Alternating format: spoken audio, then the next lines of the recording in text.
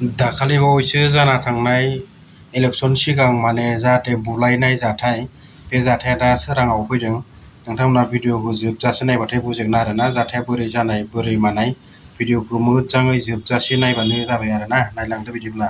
जितु ভিচিডিসি অন্তৰ্গত পাণবাৰী চেংৰামাৰী আৰু পাটাবাৰী এই তিনিখন গাঁৱত আমাৰ অপজিশ্যন পাৰ্টি বিজেপিৰ পাৰ্টিৰ 10-11খন গাড়ী সন্ধিয়াৰ পৰাই তেওঁলোকে ঘূৰি আছিলে গাঁৱে গাঁৱে আৰু এই গাঁৱে গাঁৱে যিটো আতংক সৃষ্টি কৰিছে এই আতংক সৃষ্টি কৰাত আমাৰ কিছুমান ৱাৰ্কাৰবিলাকে অলপ মানে হয়তো উঠা বসা কৰিছিলে যে আপোনালোকে কিয় কাৰণে এনেকৈ গাড়ী চলাইছে।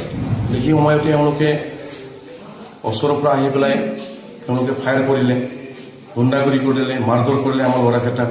এই মাৰধৰ কৰাত এজন ল'ৰাৰ মূৰত মূৰটো চামৰাটো মানে চিলাই কৰিব লগা হৈছে, এজনটোৰ চকুটো মানে তেখেতকো চিলাই কৰিব লগা প্ৰয়োজন হৈছে আৰু এজনটো মানে চকুত দুখ পাইছে। ঠিক তেনেকৈ এটা আতংক সৃষ্টি কৰিছে। এই এটা নেশ্যনেল দলৰ যি ৱাৰ্কাৰ সেই ৱাৰ্কাৰবিলাকৰ স্বভাৱ চৰিত্ৰ সি যিটো কৰিছে আজি সেইটো আমি তীব্ৰ ভাষাতে নিন্দনে কৰিছোঁ আৰু আমি প্ৰশাসনক আহ্বান কৰিছোঁ যে আজি যিহেতু নিৰ্বাচন প্ৰচাৰৰ শেষ হৈ গ'ল, যোৱাকালি মানে 4টা-5টা বজাত শেষ হৈছে, আজি ৰাতি তেওঁলোকে এনেকৈ 4-5খন গাড়ী যে মানে এইটো চাউথ ইণ্ডিয়ান মুভি নিচিনা তেওঁলোকে কৰি আছে।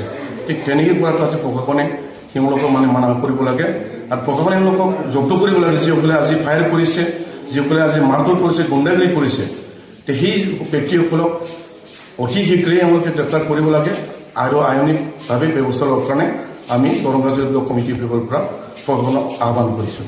এতিয়া যিহেতু ল'ৰাকেইটাক আমাৰ মানে যিহেতু আমাৰ ল'ৰাকেইটাই সেই ল'ৰাকেইটাক চিনি পায়, তেওঁলোকে আমাৰ ল'ৰাকেইটাক কোৱা মতে আমাৰ NLFD যিটো চাৰেণ্ডাৰ আছে তেওঁলোকক লালু বুলি কৈছে, লালুৰ নামটো লৈছে, পল্টুৰ নামটো লৈছে, আমাৰ পূৰ্ণেশ্বৰ নাৰ্জাৰীৰ নামটো লৈছে, দীপক নাৰ্জাৰীৰ নামটো লৈছে, আমাৰ ৰত্নেশ্বৰ বসুমতাৰীৰ নামটো লৈছে। ঠিক তেনেকৈ 12-15জনমান তেখেতৰ মানে চিনাক্ত হৈছে আৰু আমাৰ যিসকল এনজৰ হৈছে, যিসকল মাৰ খাইছে, এই মাৰ খোৱা ল'ৰাকেইটাই তেওঁলোকৰ নামটো দিছে আৰু তেওঁলোকে চিনি পায় আৰু সেই সকলো ব্যক্তিক যাতে প্ৰশাসনে অতি সোনকালে এৰেষ্ট কৰি ইয়াৰ কাৰণে আমি আহ্বান কৰিছোঁ। হয়, তেওঁলোকে যিটো ৰিপৰ্ট দিছে তাতে মানে 2 ব্লেংক ফায়াৰ কৰা বুলি আমাৰ যিবিলাক ইনজুৰ হৈছে, মাৰধৰ মানে যিবিলাক কৰিছে তেওঁলোকে কৈছে আৰু সেই ব্লেংক ফায়াৰ কৰাটো কোনে কৰিছে সেই বস্তুটো প্ৰশাসনে তদন্ত কৰিব লাগে। আমিতো ভাবোঁ যে এইটো কোনোবা নহয় কোনোবা ডাঙৰ মানুহ এজন জড়িত থাকিব পাৰে আৰু নহ'লে হাতিয়াৰটো কেনেকৈ আহিলে ক'ৰ পৰা আহিলে তেনেকৈ ফায়াৰিং কৰিব পাৰিলে। আৰু আজি সেই বড়ো ভূমিত যোৱা 5টা বছৰত যেতিয়া UPPL প্ৰমোদ বড়ো ছাৰৰ নেতৃত্বত চৰকাৰ আছিলে সেই সময় এটাও গুলি ফুটা নাছিলে, কিন্তু সেই প্ৰমোদ বড়ো ছাৰ চৰকাৰ যোৱাৰ পিছত UPPL চৰকাৰ যোৱাৰ পিছত আজি নিৰ্বাচন হিংসা ৰূপ লৈছে। আজি গুলি ফুটিছে, কালিও ফুটিব।